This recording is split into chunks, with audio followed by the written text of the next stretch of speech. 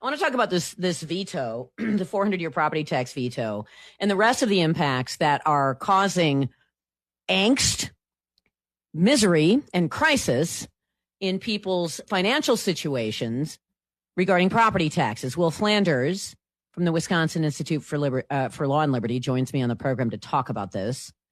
What is the statewide average impact of this 400-year veto that all of the Democrats claim isn't real? This 400-year property tax, they say it's not real. And yet everybody's property tax bills are going up based on Tony Evers' 400-year property tax veto that permitted a 400-year property tax increase. What's the average this year? Yeah, good morning. Thanks for having me on. So, across the state, we've seen about a 7.8%, so nearly 8% increase in property taxes. And when we talk about, literally, this is something that is literally true. When you add $325 per year, every single year, snowballing year after year, to what districts can raise, that leads directly to an increase in costs. And, as the left is, trying to blame Republicans for not putting more money into the state aid formula, the reality is we're seeing a continuing declining enrollment. I think we talked about that a couple of weeks ago. So if you put the same pot of money out there, the amount of money per kid actually is going up. And so they can try to blame that, but the reality is it's the 400-year veto. It's districts like Milwaukee and Racine that went to referendum and actually are able to put those costs onto other districts around the state. That's the true cause of your property taxes going up. Yeah. So the reason you have 8% on average for your property tax increase, and then on top of that, if you were stupid enough to vote yes on a spending referendum, then that's all on you. Okay, that's the rest of it. In my case, people were stupid enough to vote yes on a spending referendum, and so I got whacked harder than 8%. Mine was about 17%. So that's all that's everything is either your choice or that 400-year veto. And you can choose not to spend money any longer on new school buildings, all that kind of garbage, and help yourself ameliorate that.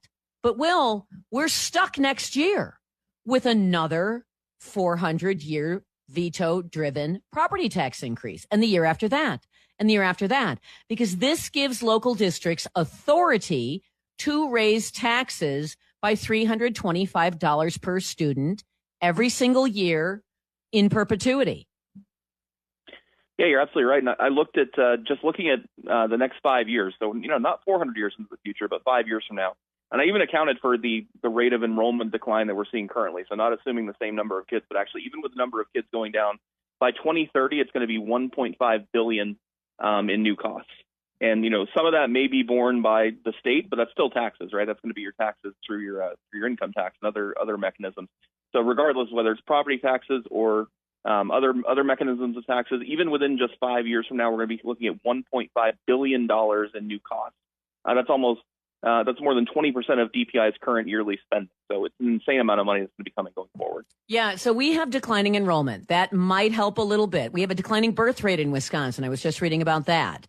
We have a drastically declining birth rate in Wisconsin. We have declining enrollment in the schools. Per pupil spending is always going up. And for some reason, people seem to think that we need more newer buildings for fewer and fewer students.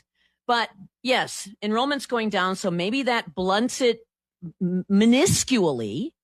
But if the Democrats take back control of the legislature, they're going to reset that school aid formula, and you're going to see the dollars flowing from the state budget into those local school districts. And on top of that, they will still have the $325 per student taxing authority.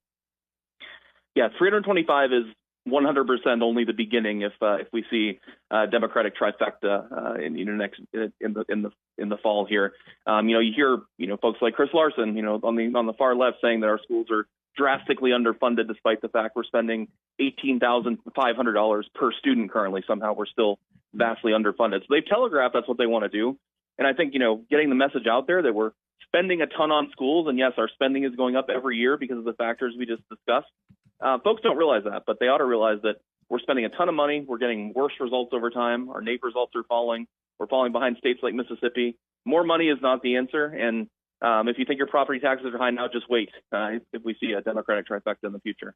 Absolutely true. Now, a lot of other things are going to be impacting this as well. And that is the looming threat of the repeal of Act 10 by the Wisconsin Supreme Court, or as I like to call them, my new nickname for them is going to be the Menno-psychos on the Wisconsin Supreme Court. If they repeal Act 10, which has reined in, for the most part, it's reined in pension contributions and healthcare contributions. I mean, that was where the big savings came from. Then what does the impact look like?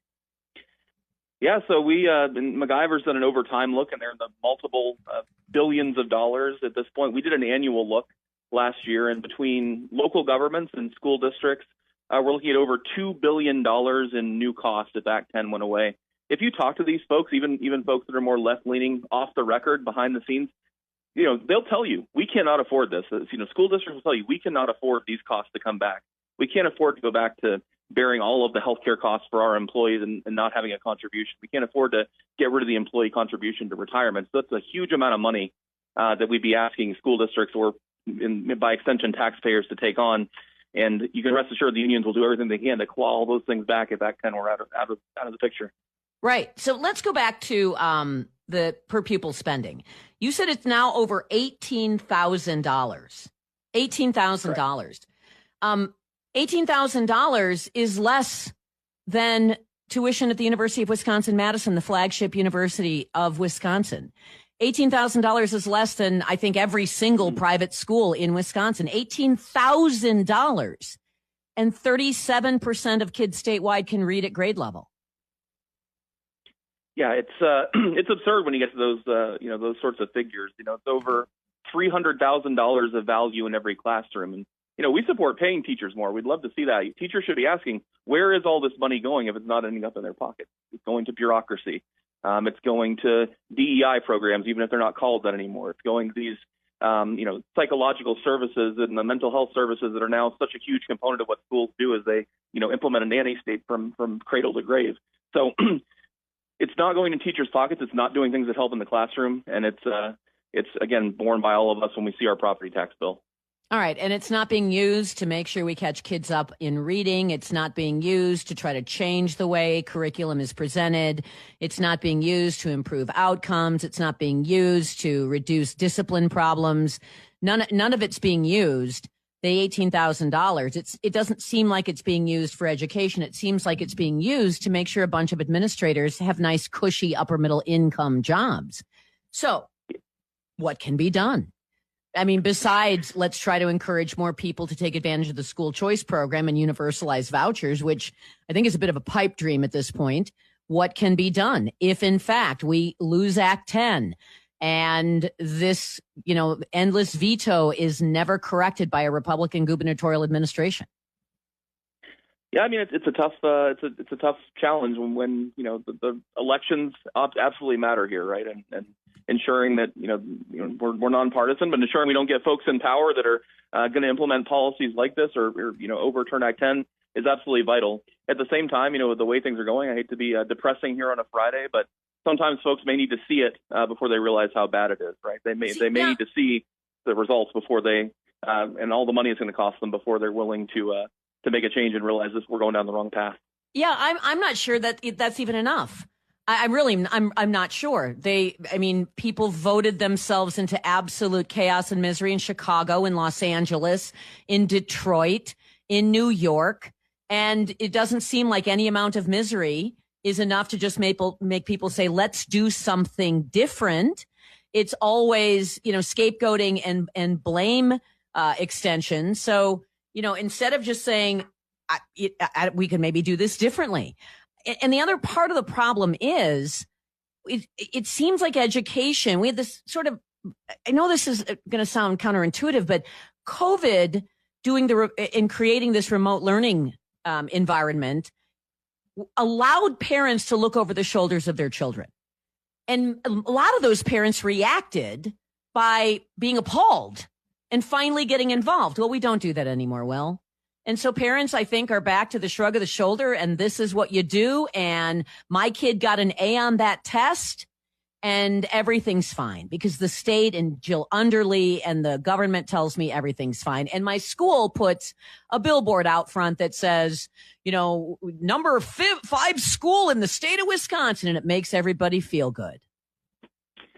Yeah, all we can do is try to continue to educate folks and get the message out there. I agree with you that with the lack of at-home education now, some of that stuff is pulled back, but you still talk to parents. There are a lot of parents that are still engaged and interested, and you got to keep that fire going and then support those parents that are interested, that care about these things. All parents care about their kids, but it is easier to sort of whistle past the graveyard and assume everything's okay. So that's why it's important to get the message out there in every format that we can, that things are not as good as they seem. Change the schools, and then you will change the argument for school funding. So we're going to always have, we need more money for schools. No, we don't need more money for schools. Change schools, and then you can change the argument for school funding. You can actually maybe have people start to think very seriously about these continuing property tax increases. By the way, I want to throw this out there. Ron DeSantis is considering eliminating property taxes, residential property taxes, in his state, at least starting to modestly roll them back. That is something that our gubernatorial candidates could think about and maybe chew on and maybe crunch out a white paper. Good to have you on the program, though. Wisconsin Institute for Law and Liberty, Will Flanders. Thank you. Have a good Friday. Thanks so much. Good Friday as well.